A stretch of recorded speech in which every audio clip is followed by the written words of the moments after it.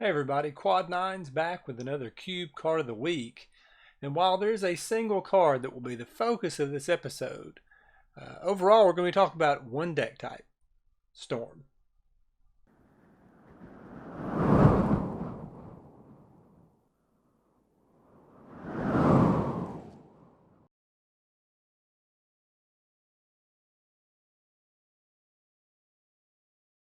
So this week's Cube card of the week is Tendrils of Agony.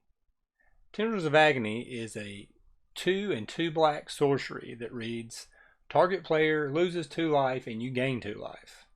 For 4 mana that sounds pretty bad. But here's the big deal. It has Storm.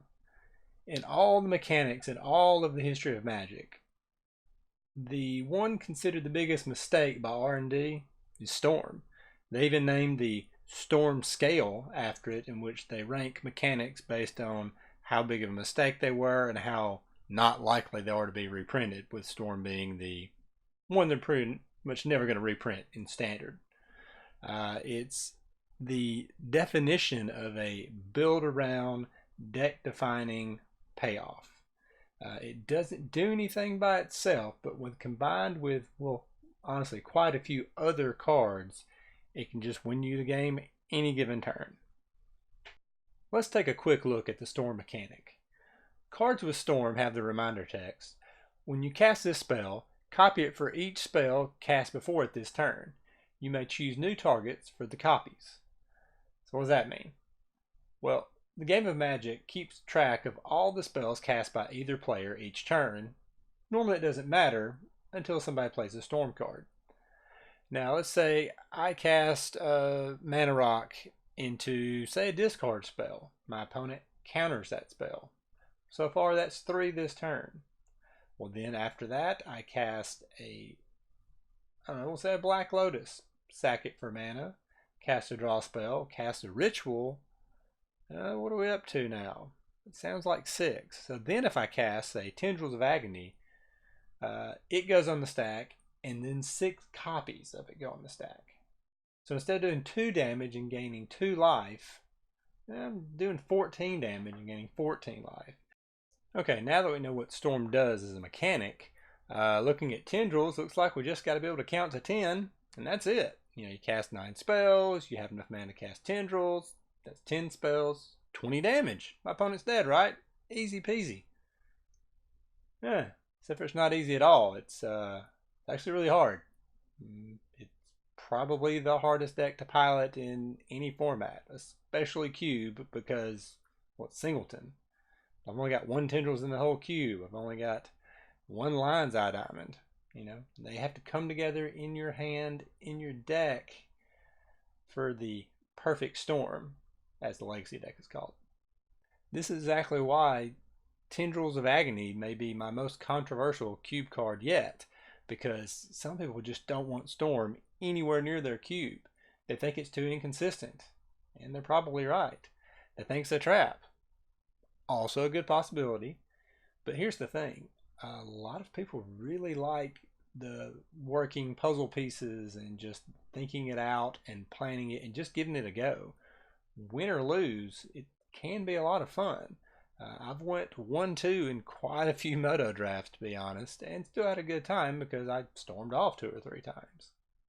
Now, in my own personal cube, I only play about 5 or so cards that wouldn't normally make the cut outside of Storm. And they're mostly rituals. There's the 2 red rituals and Desperate and Pyretic Ritual. There's the Bad Dark Ritual and Cabal Ritual. Then there's also Lion's Eye Diamond. I want to say there was one more. Let's check Twitter. Yeah, there it is. Yeah, High Tide. Yeah, that card doesn't do anything outside of Storm. Not really. But anyway, besides these 5 cards, most of the other cards that I include are, cube playable. Alright, let's talk about some of the best cards for your Storm deck. And to be honest, it's just an excuse for me to show off some sexy B-roll of my cube cards. So start off with the mana. You want some ramp and some fixing, although the ramp is more important. Now, I know that Black Lotus is going to be good in any deck, but truly, Pack 1 Pick 1 Lotus is a big incentive for me to go after the Storm deck. It's just that important. Now, any of your Grixis color signets are easily first pickable, or just pick them up whenever you can.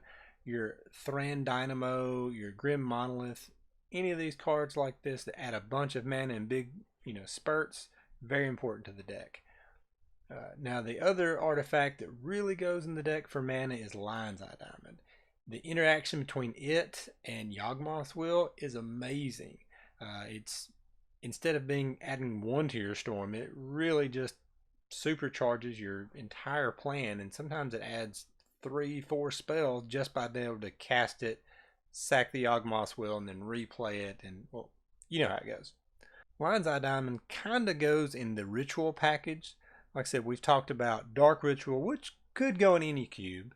Then you've got Cabal Ritual, Desperate, Pyretic, and High Tide, which is, if you've got a ton of islands in your deck, can be a really good one-turn ritual. In addition to Tendrils of Agony, the other 3 cards I run in my cube with Storm as kind of like the win are Crowstorm, Mind's Desire, and Brain Freeze. They all kind of win a little bit differently, but if you get enough spells, you can take any of them home. One of the keys for a good Storm deck is to have a lot of draw 7s. You've got Wheel of Fortune, Time Spiral, Memory Jar. These are just good cards. Like, I could play these in a deck without a Storm finisher that just, have really powerful spells, or I can leverage it more so than my opponent. Now, I briefly mentioned Yawgmoth's Will a while ago, but it's another one of those hugely important cards to have. In a normal hand that might only have 3 or 4 Storm, if you add a Yawgmoth's Will to it, maybe a tutor, all of a sudden you're going off storming for like 11 or more, and the game's just going to end. Some other quick ones are Faithless Looting, Gush, Frantic Surge, which is practically free. Then you've got your black tutors, Demonic Tutor, Vampiric Tutor. And the 2 blue creatures that really help out a Storm deck are Baral, which makes all your spells cheaper, and sometimes gives you some filtering if you counter stuff, and Snapcaster Mage. While Snapcaster Mage is a little bit better with Brain Freeze, just the fact that Eldrazi are a thing makes Brain Freeze way less reliable than Tendrils. Okay, real quick before I forget. In addition to a bunch of the normal Storm staples that are going to go in your Storm deck, there are 5 cards that I find some people don't think to put in, or don't think they go at all. And these are in no particular order. Guttersnipe, which I know it goes in the Spells Matters deck, but think about this. Every time you cast a instant or sorcery, it's like a free Tendrils when you have Guttersnipe out. You don't gain the life, but let's be honest, that usually doesn't matter. In addition to Guttersnipe, another creature that goes really well in the Storm deck that most people don't immediately think of Storm when they see it is Baleful Strix. It draws you a card. It's a cheap early play, and with the Death Touch, sometimes it can buy you that 1 extra turn you need to go off. After Baleful Strix, one of the other good interaction cards is Mana Drain. Now, granted, Mana Drain's good in just about any deck, but it's doubly so in Storm because you counter like their big 3, 4, 5 drop, whatever, and then the next turn you have that little bit of extra mana to go off the turn earlier. You know what a Storm deck really loves? Free spells.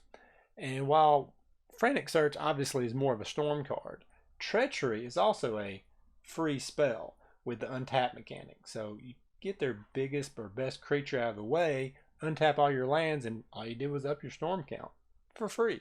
But I have to say, the best non-Storm Storm card that some people don't think about including in their deck is Toxic Deluge. It's the cheapest board wipe. It's only 1 black, so it's splashable.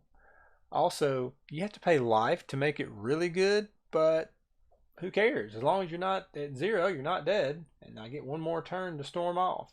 So if you have a chance to pick up Toxic Deluge for your Storm deck, I definitely suggest you do it. Alright, time to break down the pros and cons of Tendrils of Agony, and more so the Storm deck. Okay, one pro is it attacks the game on a almost completely different axis, and it mixes it up from playing your mono red aggro deck or your blue white control deck. It just makes you think a little bit differently. Another pro is if the deck's open, you're picking up cards that nobody else wants. So you just take the good value cards at the beginning, and then when the storm cards come back around and you can tell it's open, you can just move in. So it's one of the easier decks to read. But the number one reason for me, or for me, to why you play this deck is you can just win on turn one. Don't believe me? Check this out. Wait, is this a keep? Is this a win? I'm just gonna keep it and see what happens. And I'm not gonna think about it.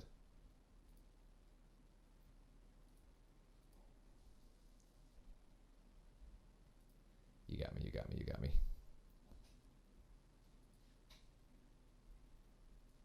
I don't need to cast the gush. Alright, good job, chat. You win. You win this time, chat. You win this time, chat.